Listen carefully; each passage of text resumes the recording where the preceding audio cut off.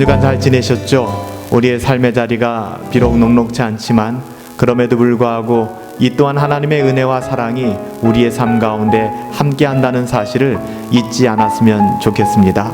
지난 주간에는 태풍도 지나갔고 또 코로나 바이러스 때문에 정말 힘겨운 한 주간을 살아낸 줄 믿습니다. 그렇지만 이 자리 역시 하나님이 우리와 함께 하시고 지키셨기에 우리가 또 이렇게 예배의 자리에 나올 수 있는 것 아니겠습니까? 하나님의 은혜와 평강이 사랑하는 여러분의 가정 가운데 또 오늘 이 예배 가운데 함께한 허브 가족들 가운데 함께하기를 예수님의 이름으로 축복합니다. 오늘 이 시간 함께 기도하며 예배를 열었으면 좋겠습니다. 비록 눈에 보이지 않지만 같은 공간에 한 공간에 모여 예배하지는 못하지만 우리 사랑하는 허브 가족들의 얼굴을 기억하시며 힘들고 어렵고 낭망하며 절망의 자리까지 내몰린 우리 사랑하는 지체들이 있습니다. 여러분 기억하시며 기도해 주시기 바랍니다. 또한 기도할 때 우리가 드리는 이 예배가 영과 진리로 드리는 예배가 될 수 있도록 하나님 인도하여 주시옵소서. 오늘 이 시간 거룩하신 성령 하나님 임재하여 주시옵소서. 우리 같이 한번 예배를 위하여 사랑하는 지체들을 위하여 마음을 모아서 합심으로 기도하며 나갑니다. 같이 기도하겠습니다. 살아계신 아버지 하나님 감사합니다. 하나님의 은혜와 사랑이 얼마나 큰지 모르겠습니다. 오늘 이 시간 우리가 예배를 시작하며 하나님 앞에 무릎 꿇어 먼저 기도하는 것은 하나님 이 예배가 참된 예배 되게 하여 주시옵시고 영과 진리로 하나님께 올려드리는 예배가 되어질 수 있도록 하나님 인도하여 주시옵소서. 하나님을 바라봅니다. 하나님을 신뢰합니다. 그럴진데 우리가 가운데 있는 모든 두려움들이 다 물러가게 하여 주시옵시고 온전히 하나님이 영화롭게 하나님이 영광 받으시는 예배가 되어질 수 있도록 인도하여 주시옵소서. 지치고 상한 영혼들이 있습니까? 하나님 위로하여 주시옵시고 하나님 보듬어 주셔서 오늘 이 시간 예배를 통하여 회복되어지고 치유되어지며 하나님께로 더 가까이 나올 수 있는 시간 되어질 수 있도록 은혜 내려 주시옵소서. 하나님 예배합니다. 이 예배를 오직 하나님만이 받으시기를 간절히 소원하옵고 존귀하신 예수님의 이름으로 기도하옵나이다. 아멘. 예배하는 자는 영과 진리로 예배하라였습니다. 오늘 이 시간 영과 진리로 하나님을 예배하며 나아가십시다. 먼저 우리가 지금 이 시간 이곳에 모인 이유 함께 고백합니다. 우리는 하나님의 말씀 때문에 여기에 모였습니다. 우리는 자기를 부인하고 자기의 십자가를 지고 따르라는 예수님의 명령 때문에 여기에 모였습니다. 우리에게 하나님의 자녀가 되는 권세보다 더 소중한 것은 없습니다. 오직 예수님만이 우리의 주인이시며 우리 교회의 주인이십니다. 다 함께 사도신경으로 우리의 신앙을 주께 고백하도록 하겠습니다. 나는 전능하신 아버지 하나님, 천지의 창조주를 믿습니다. 나는 그의 유일하신 아들, 우리 주 예수 그리스도를 믿습니다. 그는 성령으로 잉태되어 동정녀 마리아에게서 나시고 본디오 빌라도에게 고난을 받아 십자가에 못 박혀 죽으시고 음부에 내려가셨으며 장사된 지 사흘 만에 죽은 자 가운데서 다시 살아나셨고 하늘에 오르시어 전능하신 아버지 하나님 우편에 앉아 계시다가 거기로부터 살아있는 자와 죽은 자를 심판하러 오십니다. 나는 성령을 믿으며 거룩한 공교회와 성도의 교제와 죄를 용서받는 것과 몸의 부활과 영생을 믿습니다. 아멘. 오늘 이 시간 하나님을 찬양하며 나아가십시다. 우리의 모든 소란함과 분주함을 다 내려놓고 우리 주 예수 그리스도께 더 가까이 나갈 수 있게 되기를 소원합니다. 너 예수께 조용히 나가 내 모든 짐 내려놓으라. 우리 주님 앞에 나아가 우리의 모든 짐 내려놓고 주님만 바라보며 나갈 수 있게 되기를 소원합니다.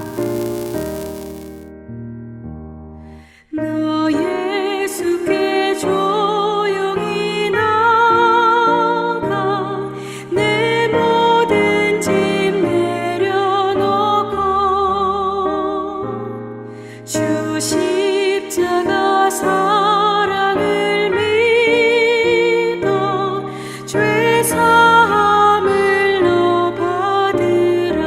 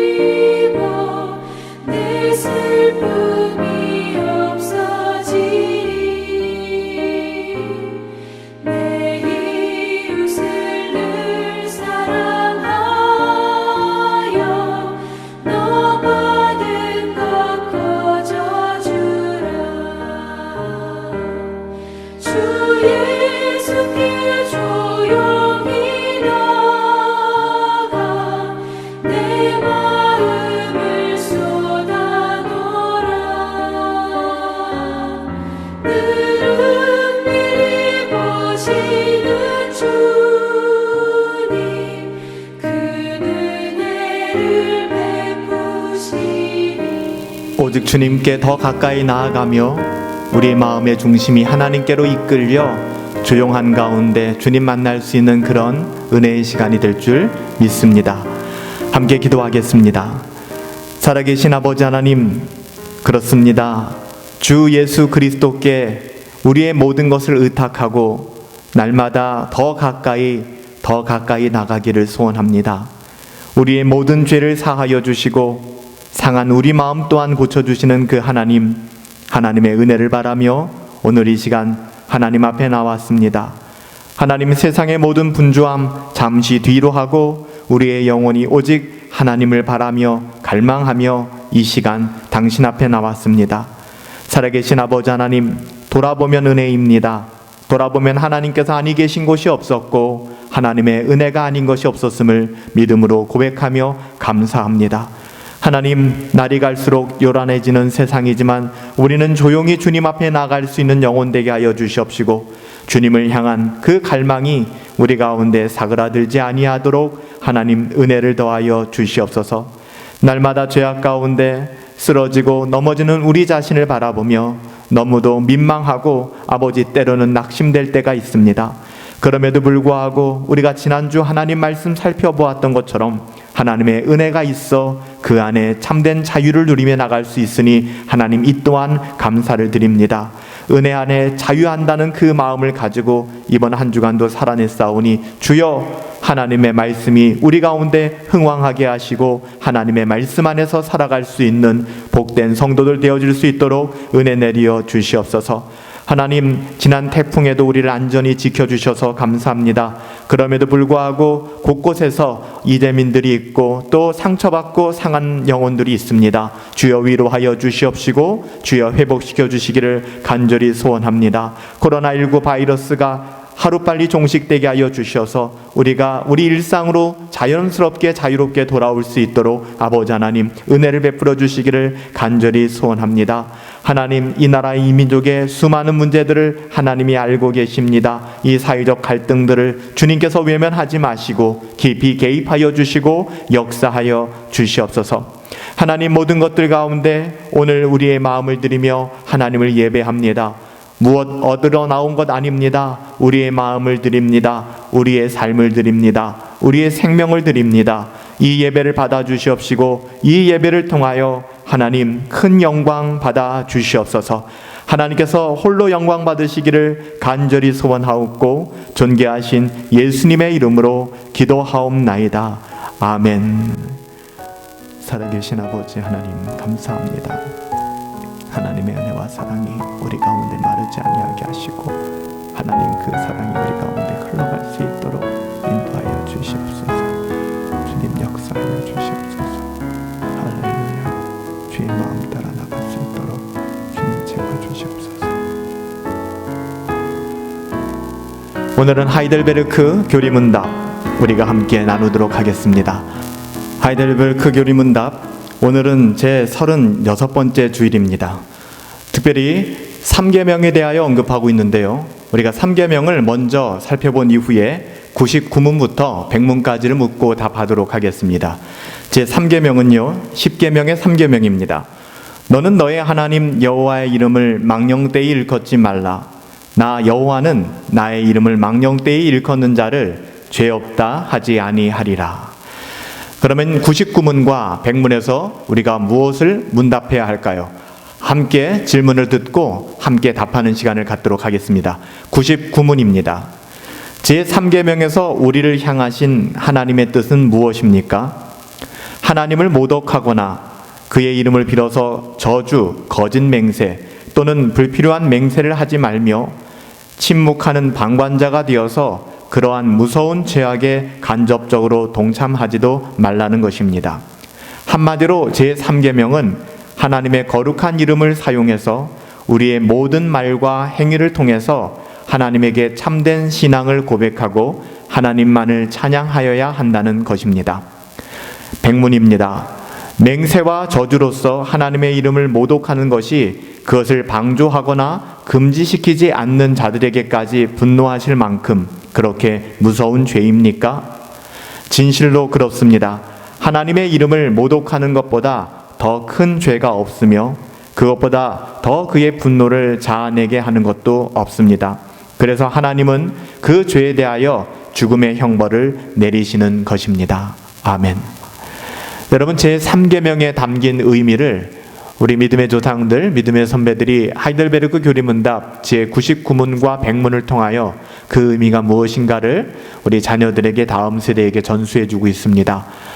우리가 제3계명, 이 계명을 통해서 우리의 영혼이 전부다, 우리의 전인격이 하나님께 집중되어야 하고 또 하나님을 예배해야 하며 또 하나님을 영화롭게 해야 되는구나 라는 사실을 다시 한번 깨닫고 배우게 되는 것 같습니다. 이제 얼마 남지 않았지만 하이델베르크 교리문답을 통해서 우리가 그냥 묻고 답하는 것으로 넘어가지만 여러분이 가정에서 조금 더 깊이 있게 이 질문들과 대답들을 또 상고하신다면, 연구하신다면 여러분들의 신앙에 유익이 있을 것이라고 믿습니다. 우리가 지난 14번의 시간에 걸쳐서 호세아서 말씀을 살펴보았습니다. 그리고 잠시 우리가 주제 설교로 넘어가서 몇 주간을 보냈는데 우리 다시 호세아서 그 자리로 돌아오게 됩니다. 9장 말씀부터 우리가 다시 살펴볼 터인데 오늘은 호세아서 강의 15번째 시간이 되겠습니다. 호세아서 9장 1절부터 9절까지의 말씀을 가지고 이방 사람처럼 기뻐 뛰놀지 말라라는 제목으로 하나님의 말씀을 증거하도록 하겠습니다. 먼저 호세아서 9장 1절부터 9절까지의 말씀을 우리 천천히 한 음성으로 함께 읽도록 하겠습니다. 이스라엘아, 너는 이방 사람처럼 기뻐 뛰놀지 말라. 내가 행음하여 내 하나님을 떠나고 각 타작마당에서 음행의 값을 좋아하였느니라. 타작마당이나 술틀이 그들을 기르지 못할 것이며 새 포도주도 떨어질 것이요 그들은 여호와의 땅에 거주하지 못하며 에브라임은 애굽으로 다시 가고 앗수르에서 더러운 것을 먹을 것이니라. 그들은 여호와께 포도주를 부어 드리지 못하며 여호와께서 기뻐하시는 바도 되지 못할 것이라. 그들의 재물은 애곡하는 자의 떡과 같아서 그것을 먹는 자는 더러워지나니 그들의 떡은 자기의 먹기에만 소용될 뿐이라. 여호와의 집에 드릴 것이 아님이니라. 너희는 명절날과 여호와의 절기의 날에 무엇을 하겠느냐? 보라, 그들이 멸망을 피하여 갈지라도 애굽은 그들을 모으고 노브는 그들을 장사하리니 그들의 은은 귀한 것이나 찔레가 덮을 것이요 그들의 장막 안에는 가시덩굴이 퍼지리라. 형벌의 날이 이르렀고 보응의 날이 온 것을 이스라엘이 알지니라. 선지자가 어리석었고 신에게 감동한 자가 미쳤나니 이는 내 죄악이 많고 내 원한이 큼이라. 에브라임은 나의 하나님과 함께한 파수꾼이며 선지자는 모든 길에 친 새 잡는 자의 그물과 같고 그의 하나님의 전에는 원한이 있도다. 그들은 기브아 시대에 같이 심히 부패한지라. 여호와께서 그 악을 기억하시고 그 죄를 벌하시리라. 아멘. 오늘부터 다시 호세아서로 돌아와 다시 호세아서 9장부터 하나님 말씀을 상고해 가도록 하겠습니다. 호세아서 전체의 메시지를 꼭 기억하셔야 하는데요.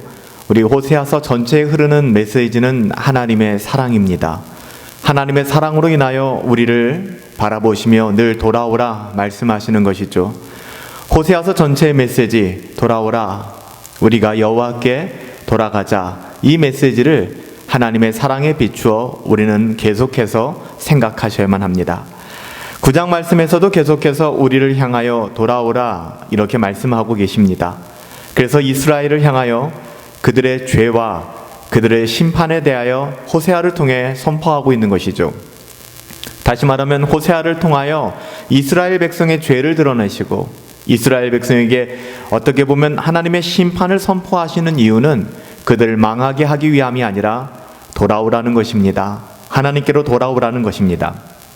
그렇다면 이스라엘 백성은 왜 하나님의 심판과 하나님의 형벌 아래 놓이게 되었을까요?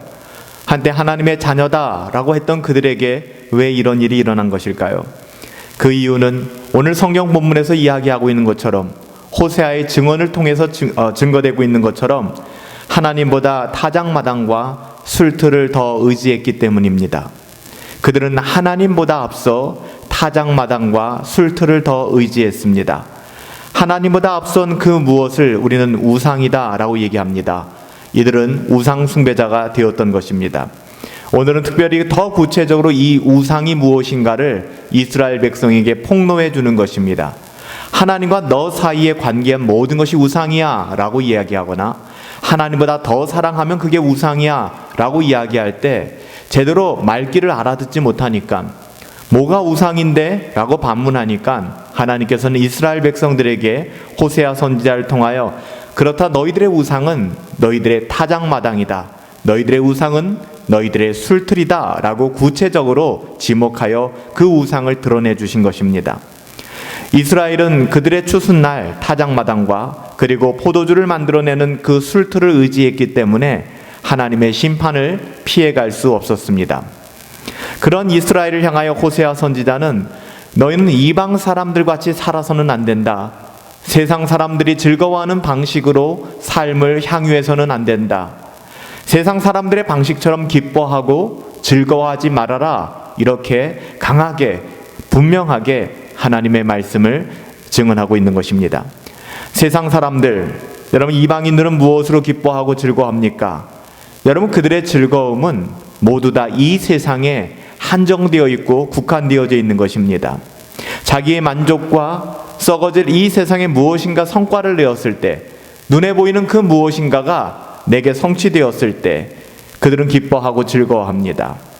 당시 이스라엘 민족으로 볼 때는 곡식을 거둘 때 농경사회였기 때문에 그리고 포도를 수확하고 또 포도 열매를 짜서 포도주를 얻게 되었을 때 그들은 이런 날에 큰 잔치를 벌였습니다.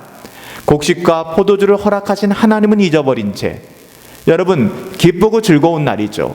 그렇지만 그 기쁘고 즐거움을 우리에게 허락하신 분은 하나님이시잖아요. 그런데 그들은 철저히 하나님을 망각하고 잊어버린 채 오히려 이방신들에게 감사하고 그리고 자신의 어떠함을 마음껏 자랑하는 그런 시간으로 그 시간들을 보내고 만 거예요. 그래서 그들은 하나님보다 그들의 타작마당과 술틀을 더 사랑하고 즐거워했던 것입니다. 이처럼 이스라엘 백성들은 하나님의 자녀다운 삶이 아니라 하나님의 자녀답지 않은 삶, 하나님의 자녀로서 합당하지 않은 삶을 향유하며 아무 문제 없이 그렇게 살아가고 있었습니다. 그것은 그들이 이방인과 똑같은 방식으로 기뻐하고 이방인들과 똑같은 방식으로 생각하고 그들의 삶을 살았다는 것으로 우리는 확인할 수가 있죠. 그들은 남편 되시는 하나님을 떠나 세상과 벗하고 음행하며 음란한 삶을 지속하여 살고 있는 것이죠. 그래서 하나님께서는 고멜이라는 한 여인을 통하여 이스라엘을 보여주시고 호세아라는 그 선지자를 통하여 하나님의 마음을 고스란히 보여주신 거예요. 돌아오라는 것입니다. 돌아오라는 것이죠.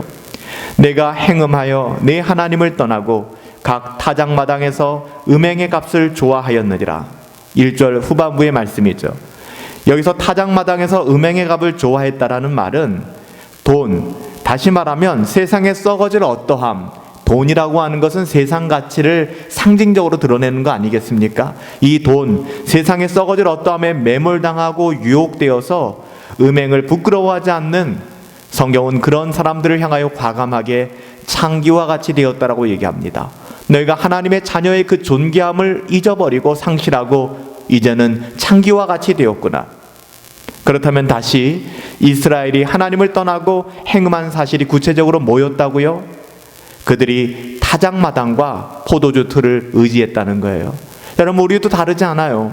우리의 삶에 모든 것을 허락하신 하나님, 그 하나님을 망각한 채 그냥 우리의 삶에 타작마당이나 포도주 틀이나 단지 우리에게 뭔가 도움이 되고 우리의 형편을 좀 나아지게 만들고 나의 자아를 실현시키는 그것이 뭐 대단한 것이나 된 것처럼 우리는 거기에 집중하고 있을 때가 많지 않습니까? 그것을 허락하신 분은 하나님이신데 정작 하나님을 잊어버린 채 말입니다. 그래서 하나님께서는 호세아를 통하여 이렇게 말씀하시는 거예요. 2절 말씀해 보면 타작마당과 술틀이 저희를 기르지 못할 것이며 새 포도주도 떨어지고 말 것이다 라고 하나님께서는 너희들이 의지하고 기뻐하고 즐거워하는 그 실체가 무엇인가를 알기를 원한다 하며 호세아를 통해 말씀하시는 거죠.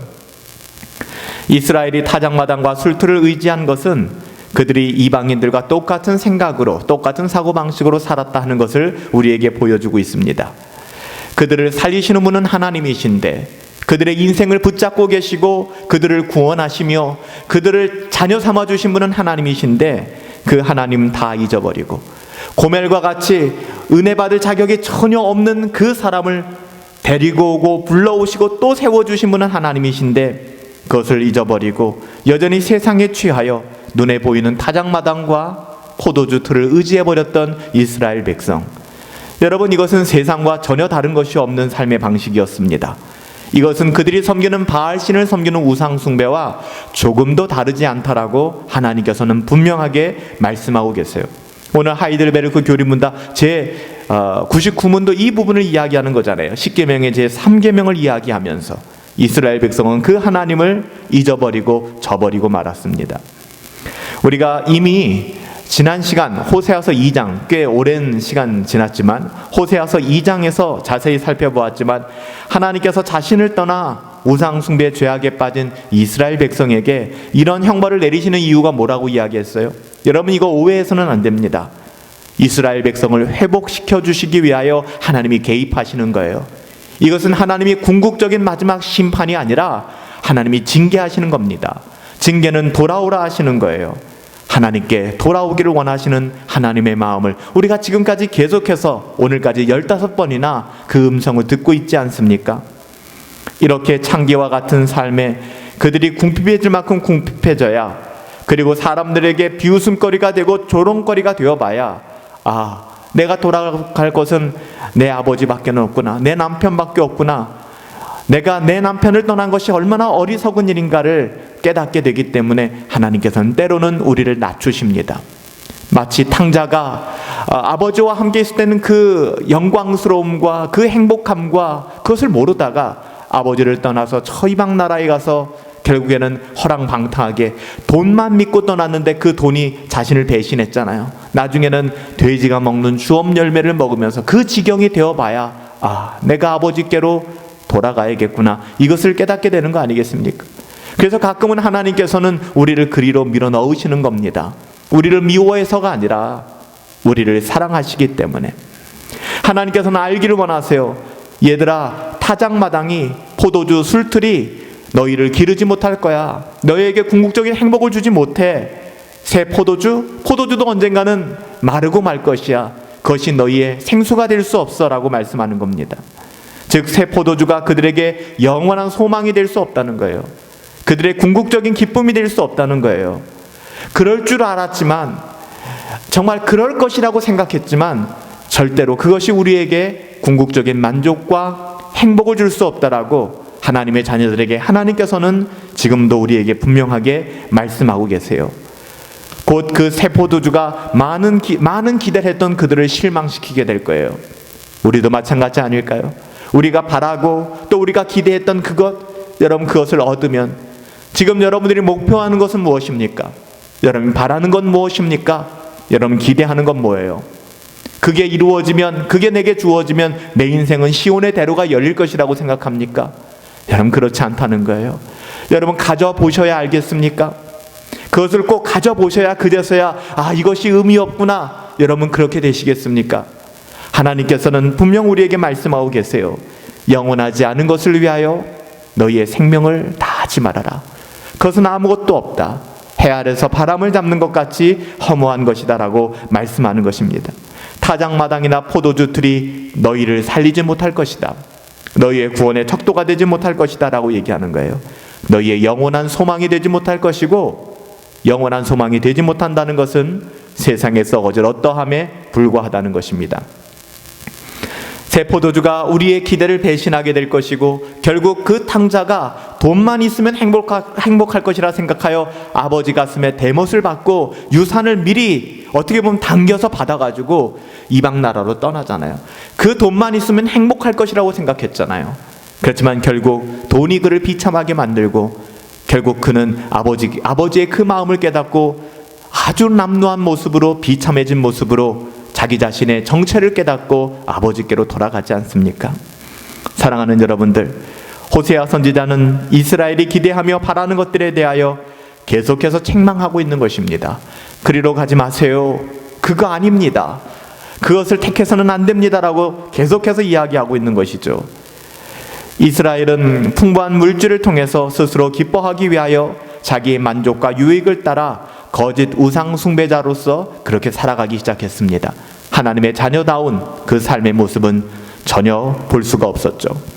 이런 그들에게 하나님께서는 이렇게 말씀하시는 거예요. 자기 멋대로 살아가고 자기 뜻대로 살아가는 이스라엘 백성들을 향하여 내가 내게서 너의 모든 양식을 다 빼앗아가리라. 여러분 놀라지 마세요. 여러분, 저는 이랬으면 좋겠어요. 하나님께서 제 삶에 있어서 제가 하나님을 버리고 제 만족과 유익을 따라 살아갈 때 하나님께서 침묵하시는 것이 아니라 내가 가진 모든 것을 다 빼앗아가리라. 아멘. 하나님 제게 그러셨으면 좋겠습니다. 여러분, 이것은 재앙이 아니에요. 우리가 좁은 문과 그 좁은 길로 걸어가지 못하고 세상과 탐닉하고 야합하여 세상의 길로 걸어가고 넓은 길로 걸어갈 때 하나님의 책망이 없다면, 하나님께서 우리 삶에 개입하시지 않는다면 여러분, 그 인생은 저주가 될 것입니다. 그래서 하나님께서는 저주가 아니에요. 하나님의 사랑하는 백성들에게 내가 너에게서 양식을 다 빼앗아 갈 것이다. 아멘. 이것은 참으로 복된 메시지입니다.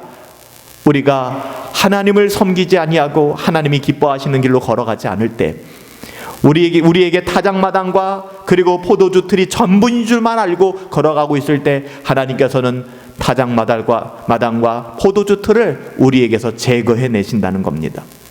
내가 너희에게 포도주를 주지 않겠다. 내가 너희에게 곡식도 주지 않겠다. 결국 너희는 굶주리게 될 것이다. 하지만 그 굶주림이 나를 찾게 될 수만 있다면 이것은 너희에게 복이다라고 말씀하시는 거예요. 그래서 고통도 고난도 때로는 우리가 이해할 수 없는 환경도 하나님의 어떠하심을 드러낼 수 있는, 하나님의 말씀을 깨달을 수 있는 은혜의 통로가 된다는 것입니다. 우리가 지난 새벽 묵상에도 이 본문 이 주제에 대해서 다루었잖아요. 우리의 고난의 문제가 하나님의 말씀을 깨닫게 하기에 이 고난도 우리에게 의미가 있고 우리에게 복이 된다는 것이죠. 이러한 재앙들로 인하여 이스라엘은 하나님을 떠나서 우상을 따라간 것이 얼마나 허무한 일인지 알게 하시는 거예요. 마치 그 탕자가 아버지를 떠나 이방 나라에 가서 허랑방탕하게 되어서 돈이라는 것이 얼마나 덧없는 것인지 허무한 것인지 깨닫게 된 것이죠. 여러분, 이쯤 돼서 우리는 우리의 삶을 돌아볼 수 있어야 되지 않겠습니까? 우리는 무엇으로 인하여 기뻐하고 즐거워합니까? 목사님, 저는 타작마당이 없어요. 저는 포도주 틀이 없어요. 하지만 여러분, 타작마당은 아니잖아요. 여러분들에게 타작마당은 무엇입니까? 여러분들에게 포도주 틀은 무엇입니까? 여러분, 우리는 그것을 볼 수 있어야 합니다. 오늘 하나님께서 은혜를 주셔서 우리의 삶의 모든 타작마당들이 정리되어지고 포도주 틀이 정리되어져서 세상 사람 방식대로 세상 사람들처럼 그렇게 기뻐 뛰어노는 것이 아니라 하나님의 자녀처럼 여호와의 말씀으로 인하여 하나님의 어떠하심으로 인하여 소망을 갖고 즐거워하고 기뻐할 수 있게 되기를 예수님의 이름으로 축복합니다. 사람마다 추구하는 기쁨이 다 다르겠죠. 그러나 저는 그렇게 생각합니다. 여러분, 인생이 그렇게 복잡하지 않아요. 성경도 그렇게 이야기를 합니다. 성경이 우리의 마음을 향하여 두 가지 길을 이야기합니다. 하나는 영원한 것, 하나님입니다. 또 하나는 세상에 썩어질 어떠함, 돈입니다. 하나님인가 돈인가의 문제가 항상 우리의 선택을 요구하고 있고 또 우리가 선택해야 되는 그런 문제예요. 하나님인가 돈인가. 그래서 여러분들, 예수님께서도 누가복음 16장에서 너희가 하나님과 재물을, 하나님과 돈을 겸하여 섬길 수 없다고까지 말씀하셨잖아요.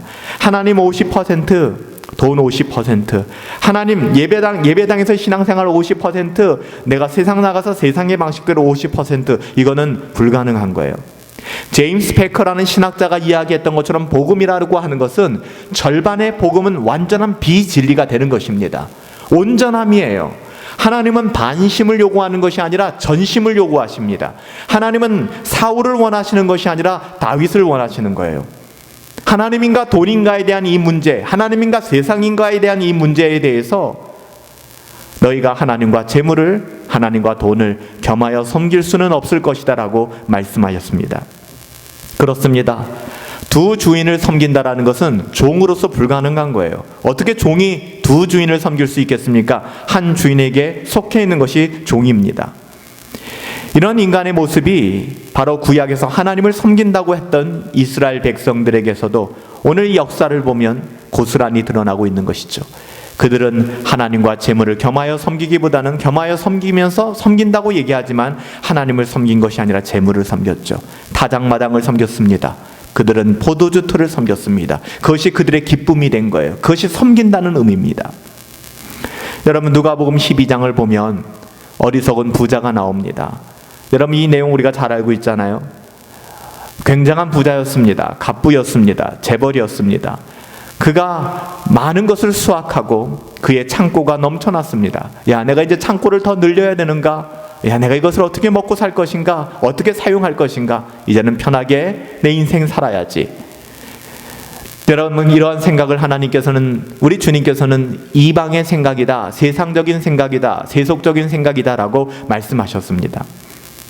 그는 그 많은 재물이 자기의 생명을 연장해 주지 못한다는 사실을 깨닫지 못했어요.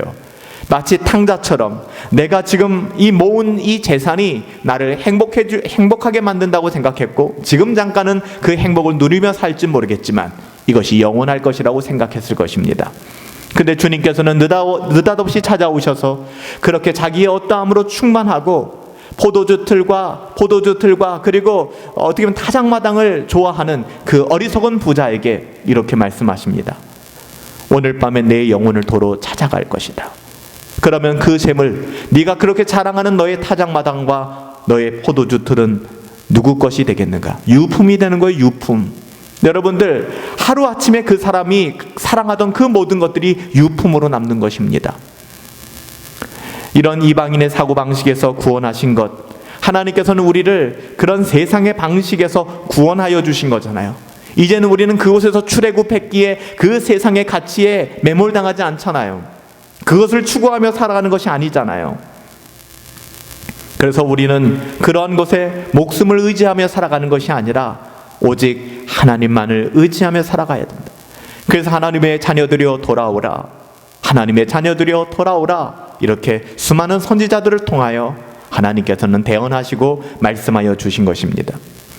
여러분, 하나님께서 출애굽한 이스라엘 백성을 바로 젖과 꿀이 흐르는 가나안 땅으로 인도하시지 않고 광야로 인도하셨잖아요. 40년 동안이나 광야의 길을 걷게 하셨잖아요. 여러분, 그 이유가 뭐라고 생각하십니까? 물론 여러 가지 이유가 있을 수 있겠지만 여러분 한번 생각해 보십시다. 하나님께서 이스라엘을 40년 동안 양식도 없고 물도 없고 정말 힘들고 거친 그 광야로 인도하신 것은 그들이 사는 것이 떡으로만 사는 것이 아니라 하나님 입에서 나오는 하나님 말씀으로 사는 것임을 알게 하시기 위하여 그리하셨다라고 신명기 말씀에서 우리에게 말씀해 주고 있습니다. 사람이 떡으로만 살 것이 아니라 하나님 입에서 나오는 모든 말씀으로 사는 줄 너희로 알게 하기 위하여 떡도 없고 물도 없는 것으로 하나님 밀어 넣으신 것입니다. 여러분, 그들은 애굽에서 나왔습니다. 애굽은 어떤 사고방식을 가진 나라입니까? 애굽은 그냥 먹고 사는, 눈에 보이는 어떠함이면 된다는 그런 세상의 가치를 가지고 있었던 나라가 애굽이었습니다. 이것이 세상의 사고방식입니다. 그러므로 이스라엘 백성은 광야에서 왜 모세를 원망했습니까? 결국 그것을 버리고 나왔는데 그것이 눈에 밟히는 거예요. 떡이 없다, 물이 없다는 것으로 모세를 원망하였고 하나님을 원망하였습니다. 아니, 떡으로만 사는 것이 아니라 하나님 때문에 하나님으로 인하여 산다는 것을 경험하였고 10가지 재앙을 경험하고 홍해를 건너서 그렇게 불기둥과 구름기둥으로 하나님의 인도하심을 받은 이스라엘 백성인데 그들이 결국 이 광야길에서 한다는 생각이 우리는 떡이 없다, 물이 없다. 그래서 기껏 그들이 결정한 건 뭡니까? 광야로 돌아가자라고 얘기하는 거예요. 이집트로 돌아가자. 이 광야에서 그들이 얘기하는 게 우리가 다시 애굽으로 돌아가자. 사랑하는 여러분들, 애굽엔 먹을 것이 많았죠. 살만하죠. 즐거움도 있죠. 하지만 그곳에 없는 것이 있습니다. 자유가 없어요. 여러분, 자유라고 하는 것은 지난주에도 말씀드렸지만 내가 하고 싶은 대로 하는 것이 자유가 아닙니다. 어떤 자유가 없습니까? 하나님을 섬길 자유가 없어요. 진리가 없습니다. 하나님이 없어요. 모든 것이 다 있는데 진리가 없어요. 생명이 없어요. 그럼에도 불구하고 이스라엘 백성이 얼마나 완악했는가 하면 그들은 죄의 종이 되어 살아도 내 배만 부르면 된다, 먹고 사는 문제만 해결되면, 연봉만 좀 더 높게 책정해 주면, 나에게 좀 더 좋은 의식주, 좀 더 높은 어떤 그런 수준의 삶만 허락한다면, 혜택을 주어준다면 나는 그 길을 가겠습니다라고 얘기하는 거예요. 호세아 선지자는 지금 이 시대를 살아가고 있는 이스라엘 백성들을 향하여 너희가 이방인들과 전혀 다를 것이 없구나, 너희에게서 하나님의 어떠하심이 보이지 않는다, 회개하고 돌아오라. 여러분, 하나님으로 인하여 기뻐하기보다는 그들의 타작마당과 술틀에 취해서 기뻐 살아가는 이스라엘 백성, 그들은 여전히 광야에서의 삶을 살았던 이스라엘 백성들처럼 떡과 포도주만 있으면 됩니다, 나 다시 애굽으로 돌아갈래 했던 그들의 모습과 다를 것이 없어요. 여러분, 그렇게 불평하고 원망하였던 60만 3,550명의 이스라엘 백성들은 모두 가나안 땅에 들어갈 수가 없었습니다. 그들은 광야에서 장례를 치러야만 했어요. 여러분, 3절에 가보면 이렇게 호세아가 증언하고 있습니다. 저희가 여호와의 땅에 거하지 못하며 에브라임이 애굽으로 다시 가고 아수르에서 더러운 것을 먹을 것이라. 이 말씀을 보면 이스라엘 백성이 결국 그러한 삶을 살아가는 한 너희가 결코 여호와의 땅에 거하지 못할 것이다. 아니, 그럼에도 불구하고 하나님의 사랑이 크니까 나는 나의 삶의 어떠함에도 불구하고 나는 하나님 나라에 들어갈 거예요 라고 이야기했던 것이 철로역정의 무지입니다. 여러분, 우리의 신앙은 과정을 무시하지 않습니다. 여러분, 성화, 여러분, 우리가 구원, 칭의를 경험해야 성화를 살아낼 수 있는 것이고, 성화는 영화로 이어지는 거예요. 여러분, 우리가 거듭남도 없이, 거룩한 삶에 대한 씨름도 없이 우리는 구원받을 것이야, 우리는 영화를 누리게 될 것이야 라고 하는 것은 막연한 기대감에 불과한 것입니다. 그래서 7절 말씀에 보면은 뭐라고 얘기합니까? 형벌의 날이 이르렀고 보응의 날이 온 것을 이스라엘은 알지니라. 어떻게 보면 예언적으로 선언하는 거예요. 이미 너희들에게 심판이 이르렀다, 도끼가 썩은 나무 그 뿌리에 놓였구나 라고 말씀하는 것입니다. 여러분, 이들이 또 하나님의 심판을 격발시켰던 것 중에 하나는 여러분 이런 것입니다. 7절 말씀에 더 이어보면 이런 장면이 나오죠. 선지자가 어리석었고 신에 감동한 자는 미쳤나니 이는 내 죄악이 많고 내 원한이 큼이라. 여러분, 이 7절 말씀을 여러분 다시 한번 확인해 보시면 이 말씀은 좀 오해하실 수가 있어요. 이 말씀은 선지자가 어리석고 하나님의 영에 감동한 자가 미쳤다라는 그런 말이 아니라, 이스라엘 백성들이 자신의 죄를 자꾸만 지적하니까, 누가? 선지자들이 그 죄를 자꾸 폭로하니까 선지자들을 향하여 너희는 어리석은 자다, 너희는 제정신이 아니다라고 말한 겁니다. 그래서 여러분들, 이것은 결국에 선지자를 무시한 것이 아니라 선지자들, 하나님의 말씀을 대언하는 사람들은 여러분 하나님의 입과 같아요. 하나님의 말씀을 대언하는 것 아니겠습니까? 여러분, 이들을 무시하는 것은 하나님을 무시하는 것입니다. 결국 이것이 하나님의 심판을 격발시킬 수밖에 없었던 것이죠. 7절 말씀을 조금 더 쉽게 번역해서 읽어드릴게요. 이스라엘은 알라, 벌을 내릴 날이 다가왔다. 죄 지은 만큼 당할 날이 다가왔다. 너희가 목적까지 악이 차올라 하나님을 거스르기만 하는구나. 이 어리석은 예언자야, 신들린 미친 녀석들아 하면서 에브라임은 예언자들의 천막을 노리며 길목 곳곳에 덫을 놓고 하나님의 성전에서마저 거스르는구나. 마지막 때일수록 하나님의 말씀을 대언하는 하나님의 선지자들을 핍박하고 하나님의 말씀을 대언하고 하나님의 말씀을 증언하는 자들을 미워하게 될 것이다. 그때나 지금이나 별반 다르지 않은 것 같습니다. 이렇게 그들의 죄악이 많았고 그 원한이 컸기에 하나님의 선지자들을 심지어는 어리석다라고 이야기했고, 난 너처럼 살진 않을 거야 라고 얘기하고, 길가에 덫을 놓고 걸리기를 원하고, 또한 성전에서 맞아 그들을 핍박하는 그런 악행을 저질렀던 것입니다. 그래서 여러분, 끔찍한 이야기죠. 뭐라고 얘기합니까? 이렇게 이들의 부패가 심각해졌는데 마치 사사시대의 기브아처럼 되었다라고 증언하고 있습니다. 9절 말씀에 보면 그들은 기브아의 시대와 같이 심히 부패한지라 여호와께서 그 악을 기억하시고 그 죄를 벌하시리라. 여러분, 이 말씀은 사사기를 좀 우리가 소환해야 되는데, 사사기 여러분 아시죠? 사사기에 특히 기브아에서 일어난 아주 비참한 사건이 있었습니다. 사사기 19장부터 20장에 나오는 사건인데, 레위인의 첩을 어떻게 보면은 취하고 기브아 사람들이 레위인의 첩을 밤새도록 어떻게 보면 성적으로 욕보이는 장면이 나와요. 참으로 끔찍한. 그래서 이 레위인이 그렇게 죽은 첩의 시신을 또 이렇게 잘라서 또 각 지파에게 보내는, 어떻게 보면 너무나 엽기적이고 끔찍한 사건이 발생하거든요.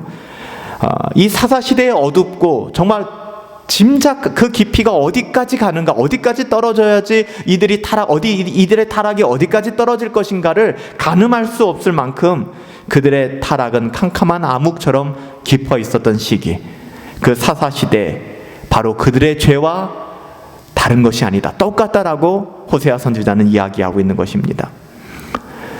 결국 선지자가 있건 없건 간에 하나님의 말씀을 순종하지 아니하는 이스라엘 백성들에 대하여 하나님께서는 호세아를 통해서 이렇게 그들의 삶을 고발하고 있는 거죠. 너희들이 기브아 사람들과 뭐가 다르겠느냐?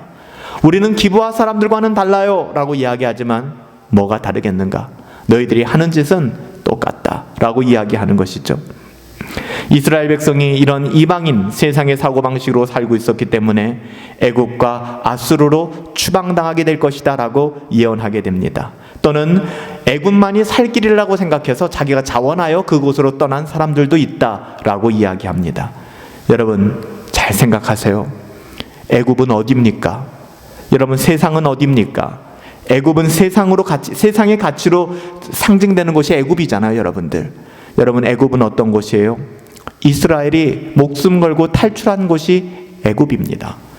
여러분 세상이 어디입니까?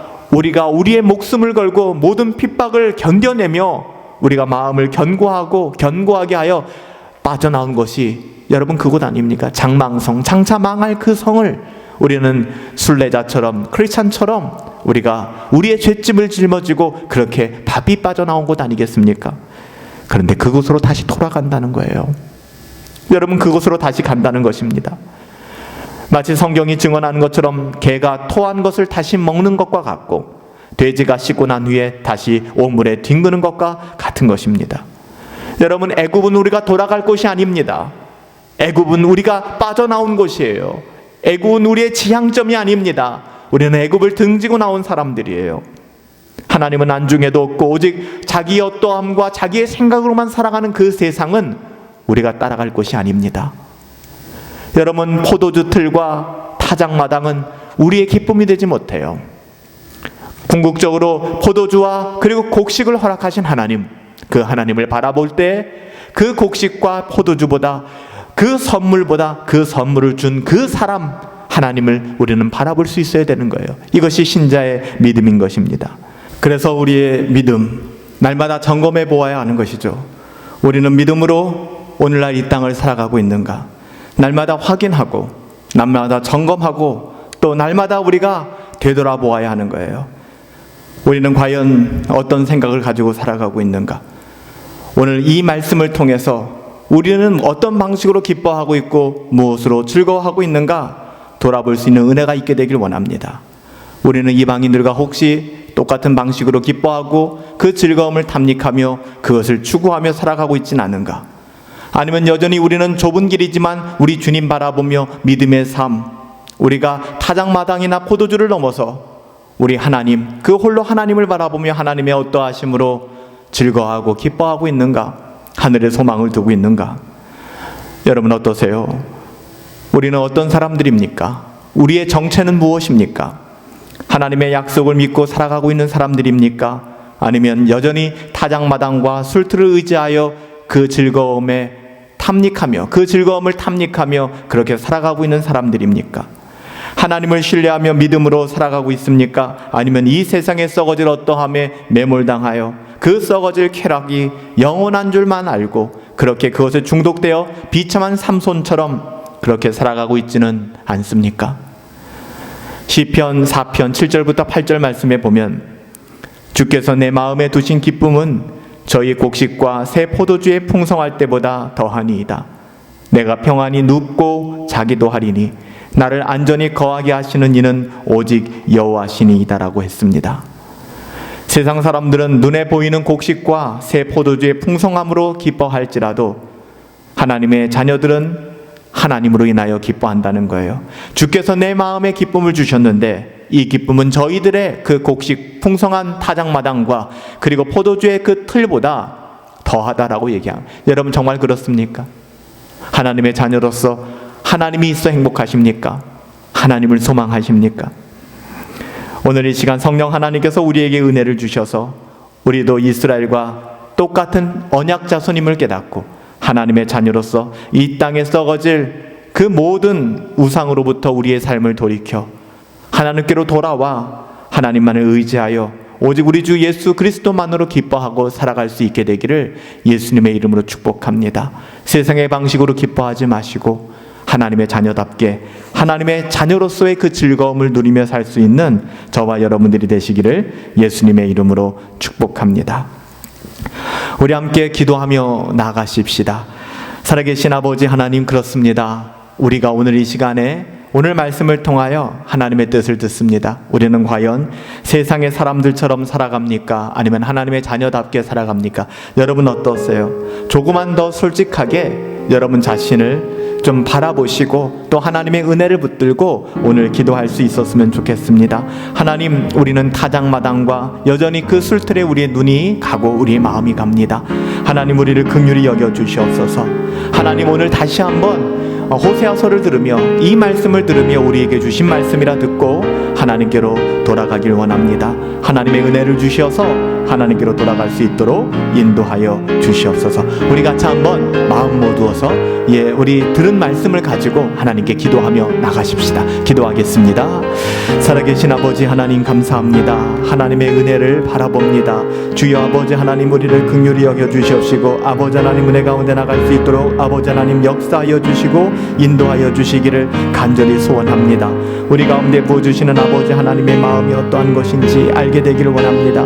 주께서 우리의 마음에 주신 기쁨은 아버지 저희의 곡식과 새 포도주의 풍성할 때보다 더하다고 하셨는데 아버지 하나님, 우리의 마음은 어떠합니까?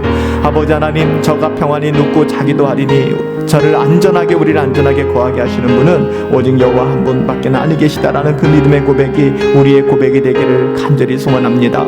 살아계신 아버지 하나님, 우리의 심령을 주관하여 주시옵시고 아버지 하나님, 우리가 타작마당과 술틀을 의지했던 수많은 마음들을 다시 한번 내려놓게 하여 주시옵시고 하나님, 우리가 다시 한번 호세아 선지자를 통하여 듣는 이 말씀, 오랜만에 듣지만 여전히 아프고 찔리고 우리의 마음을 요동케 만드는 이 말씀, 하나님께로 돌아오라는 것입니다. 아버지 하나님, 이 말씀을 하시는 하나님을 바라보게 하여 주시옵시고 하나님 뜻대로 살아갈 수 있도록 인도하여 주시옵소서. 살아계신 아버지 하나님, 은혜를 더하여 주시옵시고 우리 가운데 부어주는 그 은혜가 마르지 아니하게 하여 주시옵시고 날마다 새로워진 아버지 하나님의 뜻을 따라 우리가 살아갈 수 있도록 아버지 하나님 역사하여 주시기를 간절히 원합니다. 돌이켜 아버지 하나님만을 의지하게 하여 주시옵소서. 돌이켜 하나님께로 돌아오게 하여 주시옵소서. 그러실 때 우리의 영혼이 하나님으로 인하여 더욱더 즐거워하며 그 하나님만 바라보며 살아갈 수 있도록 아버지 하나님 은혜를 더하여 주시옵소서. 주님만을 신뢰합니다. 주님만을 바라봅니다. 주님 채워주시고 역사하여 주시옵소서. 인도하여 주시옵소서. 붙들어 주시옵소서.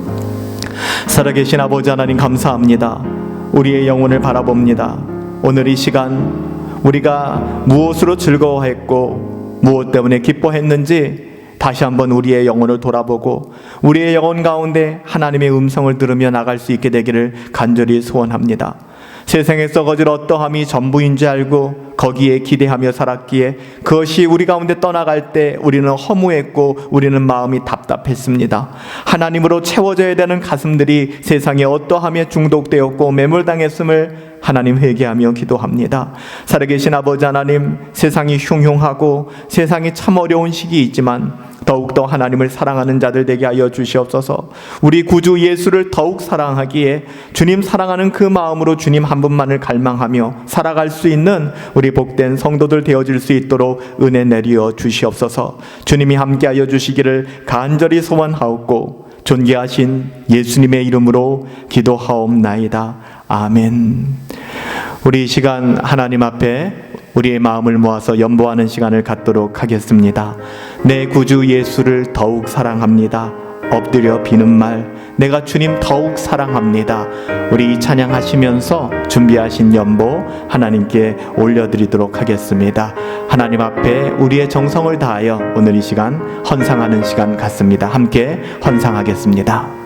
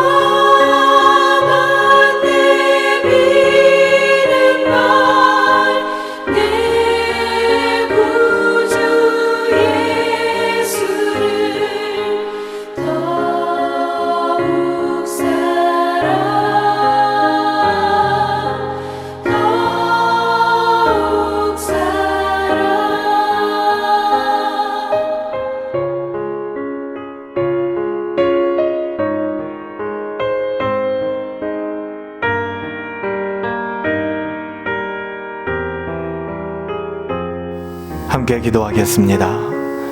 살아계신 아버지 하나님 감사합니다. 우리 구주 예수님을 사랑합니다. 온 마음 다하여 사랑합니다. 말로 다 못해도 표현 다 못해도 하나님 너무너무 사랑합니다. 하나님 우리를 구원하심이 얼마나 그리 놀라운지 하나님 우리가 다 감당할 수 없는 그 하나님의 사랑하심으로 인하여 감사를 드립니다. 하나님 그럼에도 불구하고 우리에게 모든 것을 허락하여 주셨는데 우리는 눈에 보이는 타작마당과 눈에 보이는 포도주 틀이 전부인 줄 알고 하나님을 등지고 살았습니다. 하나님 긍휼히 여겨 주시옵소서. 오늘 이 시간 우리의 물질의 일부를 떼어서 하나님 전에 올려놓습니다. 살아계신 아버지 하나님 믿음의 고백입니다. 하나님 우리 가진 모든 것은 하나님의 것이며 하나님이 우리에게 은혜의 통로로 주셨다는 사실을 잊지 않게 하시고 날마다 우리의 호흡이 멈추는 그 순간까지 쌓아두기 바쁜 인생이 아니라 흘려보내게 하여 주시옵시고 청지기로서의 삶 잘 감당할 수 있도록 하나님 인도하여 주시옵소서. 힘들고 어려운 시기를 살아갑니다. 특별히 물질의 어려움을 겪고 있는 성도들이 많아지고 있습니다. 긍휼히 여겨주시고 불쌍히 여겨주시며 이 시기에 범죄하지 아니하게 하여 주시옵시고 오직 하나님만을 더 의뢰할 수 있도록 광야의 길을 걷는 이스라엘 백성들이 떡으로만 사는 것이 아니라 하나님 말씀으로 사는 줄 알고 깨닫고 그 기쁨을 누릴 수 있도록 하나님 우리에게 은혜 더하여 주시옵소서. 애굽으로 돌아가지 아니하게 하여 주시옵소서. 우리가 거할 것은 하나님의 나라입니다. 주님 다시 오시는 그날까지 좁은 문, 그 좁은 길 걸어갈 수 있게 되기를 간절히 소원하옵고 여호와는 내게 복을 주시고 너를 지키시기를 원하며 여호와는 그 얼굴을 내게 비추사 은혜 베푸시기를 원하며 여호와는 그 얼굴을 내게로 향하여 드사 평강 주시기를 원하노라. 이제는 우리 주 예수 그리스도의 은혜와 하나님 아버지의 다함없는 사랑하심과 성령 하나님의 감화, 감동, 우리 안에 교통내주 역사하시는 능력이 하나님 지금까지 세상 사람들과 함께 기뻐하며 뛰놀았다면 이제는 이 모든 것 내려놓고 여호와께 돌아와 하나님의 자녀답게 하나님으로 인하여 하나님의 말씀 안에서 즐거워하기를 소원하는 우리 믿음의 권속들 가운데 하나님의 자녀들 가운데 이제로부터 영원토록 함께 계실지어다. 아멘. 아멘. 아버지 하나님 그렇습니다. 하나님의 은혜가 우리 가운데 있게 되기를 간절히 원합니다. 주여 은혜를 더하여 주시옵시고 하나님의 사랑이 우리 가운데 흘러가게 하여 주시옵소서. 붙들어 주시옵소서. 아멘. 주님 할렐루야. 하나님의 은혜와 사랑이 저와 여러분들 가운데 함께하기를 예수님의 이름으로 축복합니다. 정신없이 지나가는 것 같아요. 9월달도 그렇게 시작되었고 또 시간이 이렇게 한 주간 흘러갔습니다. 태풍 많이 걱정했었는데 남해안 쪽이나 동해안 쪽은 좀 피해가 있었지만 우리가 사는 지역은 또 안전했던 것 같습니다. 우리는 안전했지만 또 많은 수재민들과 어려움을 겪은 사람들이 있는데 우리가 같은 마음을 가지고 또 긍휼한 마음 잊지 않았으면 좋겠다라는 생각이 듭니다. 사랑하는 성도 여러분들 잘 계시죠? 정말 보고 싶습니다. 며칠 전에는 우리 청년 몇이 교회 여러 좀 일들 좀 도우러 오기도 했었지만 그냥 매일 보던 또 매주 보던 얼굴들 가끔 보게 되는 것, 또 전혀 볼 수 없다는 것이 마음을 참 많이 무겁게 하는 것 같아요. 얼마 전엔 나와서 기도하는데 그런 마음이 들더라고요. 우리 성도님들도 나와 같은 마음이겠지. 사랑하는 여러분들 멀어져서는 안 돼요. 힘들고 어렵고 예수 믿는 것이 참 힘들어지는 시기입니다. 하나님 사랑하시잖아요. 늘 언제나 하나님의 그 사랑 안에 거할 수 있는 저와 여러분들 되었으면 좋겠어요. 우리가 수요일마다 예배대계라는 주제를 가지고 말씀 듣고 있는데요. 길지 않게 한 15분에서 20분 정도 제가 음성 메시지로 영상을 제공해 드리고 있는데 여러분들 수요일 날 함께 좀 동참해 주시기 바랍니다. 이 시간들을 통해서 예배가 무엇인지, 예배가 나에게 무엇인지를 좀 돌아볼 수 있는 시간이 되었으면 좋겠고요. 새벽 묵상은 뭐 두말할 것도 없고요. 여러분 힘들고 어려운 시기 때 우리가 공예배 이 장소에 모이진 못하지만 좀 가정에서 모여서 예배하고 있잖아요. 많은 경건이 무너지기 쉬운 그런 시기입니다. 사랑하는 여러분들 믿음 지키고, 그래서 우리가 주일학교도 교회학교도 다음 세대 교회학교에 대해서도 우리가 이번 주부터는 영상으로 함께 좀 나누는 시간들을 갖기 시작했어요. 사랑하는 여러분들 힘들고 어려울 때 더 예배를 회복하십시다. 또 예배를 지켜나가십시다. 오늘 하루도 승리하시고 하나님의 그 행복함, 하나님의 그 기쁨 누리며 사실 수 있게 되기를 예수님의 이름으로 축복합니다. 한 주간도 승리하십시다. 할렐루야.